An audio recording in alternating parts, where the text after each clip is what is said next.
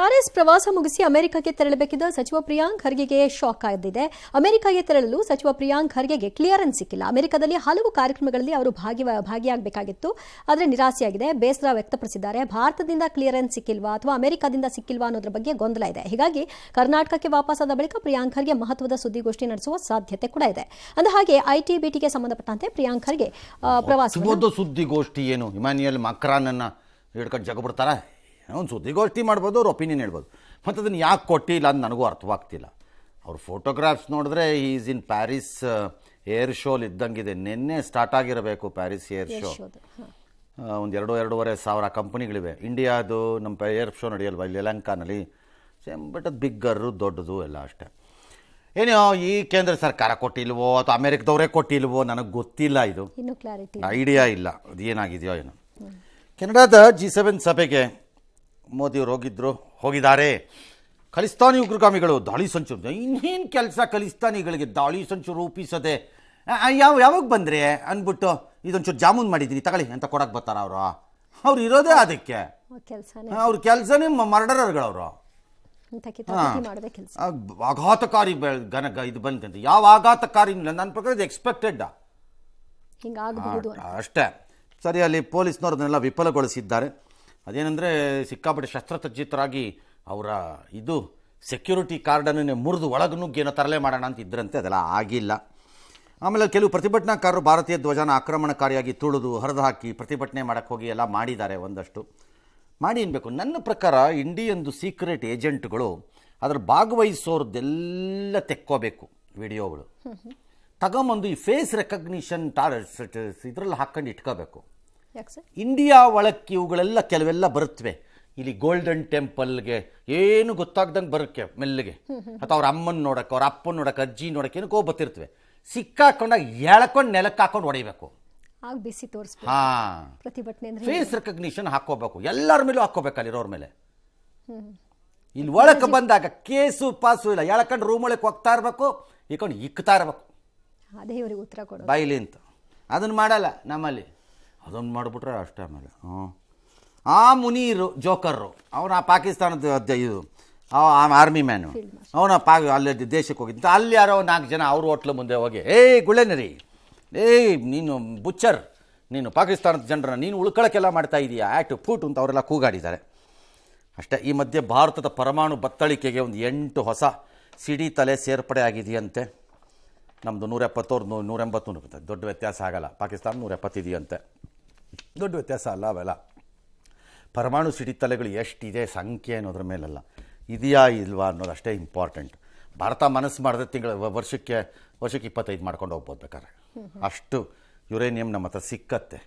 But ಅದು necessity ಇರಲ್ಲ, ಅಷ್ಟೆಲ್ಲ ಮಾಡಿದ್ದಾರೆ. ಚೈನಾಗ ಒಂದು 600 ಇದೆ. ಹಂಗೆ ಲೆಕ್ಕ ಹಿಡಿದ್ರೆ ನೀವೀಗ ಅಮೆರಿಕ ಹತ್ರ 4,500 ಇದೆ, ರಷ್ಯಾ ಹತ್ರ 5,000 ಇದೆ.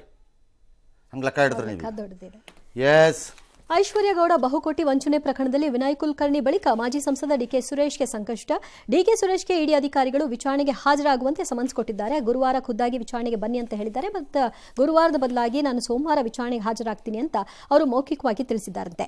ಇನ್ನು ಇದು ಇಡಿ ಸಮನ್ಸ್ ಬಂದಿರೋದು ನಿಜ, ನಾನು ವಿಚಾರಣೆಗೆ ಹೋಗ್ತೀನಿ ಅಂತ ಕೂಡ ಮಾಧ್ಯಮಗಳಿಗೆ ಪ್ರತಿಕ್ರಿಯೆ ಕೊಟ್ಟರು. ಡಿಕೆ ಸುರೇಶ್ಗೆ ಇಡಿ ಕೊಟ್ಟಿರುವಂತಹ ನೋಟಿಸ್ ವಿಷಯವಾಗಿ ನಾನೇ ಹೇಳಿದೆ ಸ್ವೀಕಾರ ಮಾಡುವಂತ ಅವರು ವಿಚಾರಣೆಗೆ ಸಹಕಾರ ಕೊಡ್ತಾರೆ ಅಂತ ಡಿಕೆ ಶಿವಕುಮಾರ್ ಹೇಳಿದ್ದಾರೆ. ಈ ಮಧ್ಯೆ ಕೆಐಎಡಿಬಿ ಬಹುಕೋಟಿ ಹಗರಣ ಸಂಬಂಧ ಇಡಿ ಅಧಿಕಾರಿಗಳು ವಿಶೇಷ ಭೂಸ್ವಾಧೀನ ಅಧಿಕಾರಿ ವಿಡಿ ಸಜ್ಜನ್ರ 1.80 ಕೋಟಿ, ಟಿಡಿಎಸ್ ಸೇರಿದಂತೆ 12.80 ಕೋಟಿ ಮೌಲ್ಯದ ಆಸ್ತಿ ಮುಟ್ಟುಗೋಲು ಹಾಕಿಕೊಂಡಿದೆ. ಧಾರವಾಡದಲ್ಲಿ ಕೆಐಎಡಿಬಿ ಭೂ ಮಂಜೂರಾತಿಯಲ್ಲಿ ಮೋಸ ಆಗಿತ್ತು. ಒಂದು ಸಮನ್ಸ್ ಅನ್ನ ಇಶ್ಯೂ ಮಾಡಿದ್ದಾರೆ. ಅನೇಕ ಮಾಹಿತಿಗಳು ನಮಗೆ ಬೇಕು ಅಂತ ಹೇಳಿ ಕೇಳಿದ್ದಾರೆ.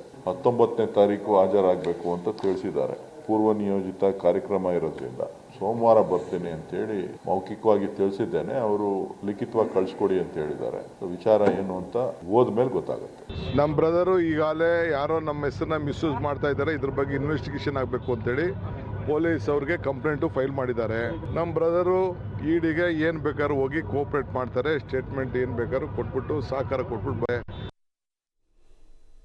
ಅವ್ರ ಜೊತೆ ಫೋನಲ್ಲಿ ಮಾತಾಡಿದ್ರು ಅಥವಾ ಅವ್ರು ಇನ್ವೈಟ್ ಮಾಡಿದ ಕಾರ್ಯಕ್ರಮಕ್ಕೆ ಹೋದ್ರು ಅಂತ ಏನಕ್ಕೆ ಕೊಟ್ಟಿದ್ದಾರೋ ಉತ್ತರ ಕೊಡ್ತಾರೆ.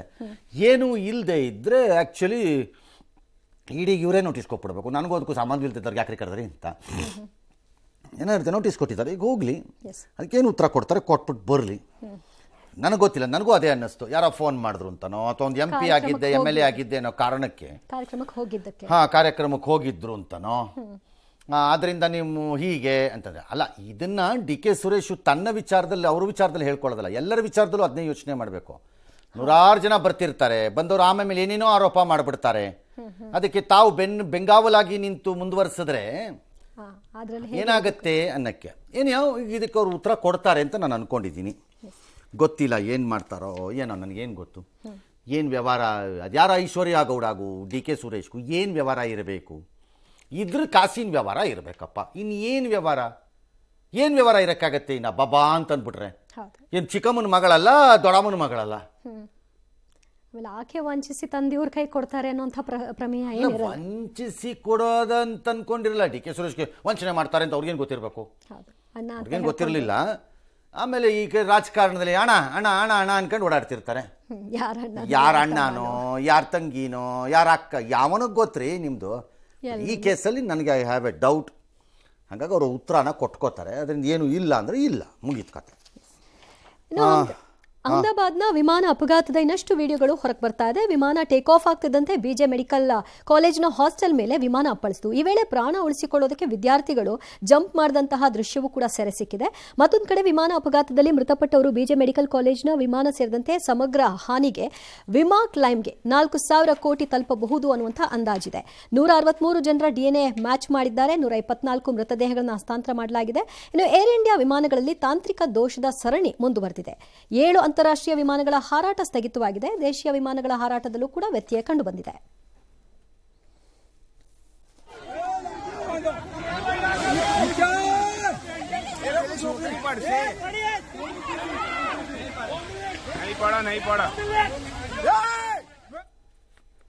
ಕಟ್ಟಡದಿಂದ ಜಿಗಿಯುವ ಪರಿಸ್ಥಿತಿ ಇತ್ತ ಅಲ್ಲಿ ಬೆಂಕಿ ಅಥವಾ ಗಾಬರಿ ಆಗ್ಬಿಟ್ಟಿದ್ದಾರೆ ಅಷ್ಟೇನಾ? ಯಾಕಂದ್ರೆ ಪಕ್ಕದ ಕಟ್ಟಡಕ್ಕೆ ಬೆಂಕಿ ಬಿದ್ದಿರೋದು, ಮೋಸ್ಟ್ಲಿ ಗಾಬರಿ ಆಗಿದ್ದಾರೆ ಇವರು. ಯಾಕಂದರೆ ಕ್ವಿಕ್ಲಿ ಫೈರ್ನವರು ಬಂದುಬಿಟ್ಟಿದ್ರು ಅಲ್ಲಿ. ಅಷ್ಟು ಟೈಮು ಕೊಟ್ಟಿದ್ರು. ಏನೋ ಮಕ್ಕಳು ಗಾಬರಿ ಆಗಿರಬಹುದು ಅಂತ ನಾವು ಪರಿಭಾವಿಸೋಣ. ಇಲ್ಲ ಯಾರು ಹಾರಕ್ಕೆ ಹೋಗ್ತಾರೆ? ಆಮೇಲೆ ಯಾರು ಅದು ಇಳಿಯಕ್ಕಾಗ್ತಿರಲ್ಲ. ಆ ಕಟ್ಟಡಕ್ಕೂ ಬೆಂಕಿ ಬಿದ್ದಿತ್ತ ಹಂಗಾರೆ? ಇಲ್ಲ ಸರ್. ಹಂಗಾರೆ ಮೆಟ್ಲಲ್ಲೇ ಇಳಿದ್ಬಿಟ್ಟು ಬಂದ್ಬಿಡಕ್ಕಾಗಲ್ವಾ? ಅದು ಅವ್ರಿಗೆ ಏನಾಗಿದೆ ಅನ್ನೋದೇ ಗೊತ್ತಾಗಿಲ್ಲ. ವಾಟ್ ಎವರ್ ಇಟ್ ಈಸ್, ಆ ಪರಿಸ್ಥಿತಿಲಿ ಏನಾಗಿದೆಯೋ ನಮ್ಗೇನು ಗೊತ್ತಿಲ್ಲ. ಕೂತ್ಕೊಂಡು ನಾವು ಏನು ಬೇಕಾದ್ರೆ ಬಿಡ್ತಾ ಇರ್ಬೋದು ಬೇಕಾದ್ರೆ. ಇನ್ನು ಮೃತದೇಹಗಳನ್ನು ಹ್ಯಾಂಡ್ ಓವರ್ ಮಾಡೋ ವಿಚಾರದಲ್ಲಿ ಭಾಳ ಜನ ಬೇಸರಗೊಂಡ್ಬಿಟ್ಟಿದ್ದಾರೆ. ಇಷ್ಟು ದಿನ ಆಯಿತು, ಇನ್ನೂ ಕೊಡೋಕ್ಕಾಗ್ತಿಲ್ಲ ಇವ್ರ ಕೈಯಲ್ಲಿ ಅಂತ. ಅವ್ರನ್ನ ಕೇಳಿದ್ರೆ 160 ಮ್ಯಾಚ್ ಮಾಡಿದ್ದೀವಿ, ಇನ್ನೊಂದು 120 ಕೊಡ್ತಾ ಇದ್ದೀವಿ ಈಗ ಅಂತೆಲ್ಲ ಬಿಡ್ತಾ ಇದ್ದಾರೆ. ಐ ಥಿಂಕ್ ಸರ್ಕಾರ ಇದನ್ನೊಂದು ಸ್ವಲ್ಪ ಸ್ಪೀಡಪ್ ಮಾಡಬೇಕಾಗಿತ್ತುಪ್ಪ. ಇಷ್ಟು ದಿನ ಮೊದಲೇ ಪಾಪ ತತ್ತರಿಸಿ ಹೋಗಿರೋ ಫ್ಯಾಮಿಲಿಗಳನ್ನು ದಿನ ಬೆಳಗಾದ್ರೆ ಅಲ್ಲಿ ಕೂಡ ಹಾಕೊಂಬಿಟ್ಟು ನೀವು ಈ ಥರ ಕಾಟ ಕೊಡೋದು ನಿಮ್ಗೆ ಯಾವ ಶೋಭೆನೂ ತರಲ್ಲ, ಯಾವ ದೇವರು ಮೆಚ್ಚಲ್ಲ ನಿಮ್ಮ ಕೆಲಸನ. ಬೇರೆ ಎಲ್ಲೆಲ್ಲಿಗಾದ್ರೂ ಲ್ಯಾಬ್ಗಳಿದ್ರೆ ಅಲ್ಲಿಗೆಲ್ಲ ವಿಮಾನಗಳಲ್ಲಿ ಕಳಿಸ್ಕೊಟ್ಟು ಮಾಡಿ ಏನಾದ್ರು ಒಂದು ಮಾಡಿಬಿಡ್ಬೇಕಾಗಿತ್ತು. ಇದನ್ನು ಭಾಳ ಮೋಸ ಇದು.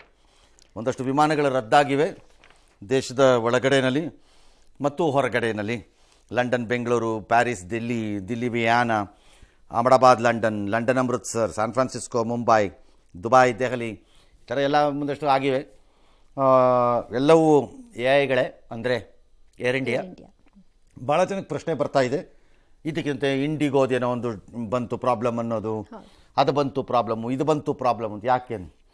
ಮೋಸ್ಟ್ಲಿ ಹಿಂಗಿರಬಹುದು ಅನ್ಸುತ್ತೆ. ನ್ಯೂ ಸೆಟ್ ಆಫ್ ರೂಲ್ಸಲ್ಲಿ ಒಂದಷ್ಟು ಎಕ್ಸ್ಟ್ರಾ ಚೆಕ್ಸನ್ನು ಮಾಡ್ತಿರೋ ಹಂಗಿದೆ ಮೆಷಿನ್ಸನ್ನು, ಅಂದರೆ ಎಕ್ವಿಪ್ಮೆಂಟ್ಸನ್ನು.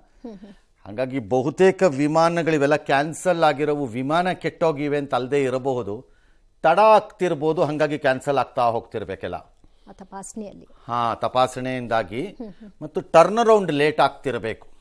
ವಿಮಾನ ಕ್ಷೇತ್ರದಲ್ಲಿ ಟರ್ನ್ ಅರೌಂಡ್ ಅಂದರೆ ಒಂದು ವಿಮಾನ ಇಳಿದು ಮತ್ತೆ ಆಗಸಕ್ಕೆ ಹಾರುವ ಮಧ್ಯದ ಅವಧಿ. ಅದು ಎಷ್ಟು ಕ್ವಿಕ್ ಆದರೆ ಅಷ್ಟು ಲಾಭ ಕಂಪನಿಗಳಿಗೆ. 10 ಗಂಟೆ 10 ನಿಮಿಷಕ್ಕೆ ಬೆಂಗಳೂರು ವಿಮಾನ ನಿಲ್ದಾಣದಲ್ಲಿ ಇಳಿಯುವ ವಿಮಾನ 10:40ಕ್ಕೆ ಮತ್ತೆ ಆಗಸದಲ್ಲಿ ಇದ್ದರೆ ಮದ್ರಾಸ್ ಕಡೆಗೋ ಬಾಂಬೆ ಕಡೆಗೋ 30 ನಿಮಿಷದಲ್ಲಿ ಗ್ರೇಟ್ ಅವರು. 11:40ಕ್ಕೆ ಇದ್ದರೆ ನಾಟ್ ಸೋ ಗ್ರೇಟೆ. ಅದು ಬಿಸ್ನೆಸ್ ಮೇಲೆ ಎಫೆಕ್ಟ್ ಆಗುತ್ತೆ. ಹಾಗಾಗಿ ಮೋಸ್ಟ್ಲಿ ಇನ್ಸ್ಪೆಕ್ಷನ್ಸಿಂದಾಗಿ ಟರ್ನ್ ಅರೌಂಡ್ಗಳೆಲ್ಲ ಚೇಂಜ್ ಆಗೋಗಿರ್ಬೋದು ಅಂತ ನಾನು ಅಂದ್ಕೊಂಡಿದ್ದೀನಿ. ಪಾಸಿಬಲಿ. ಎಸ್.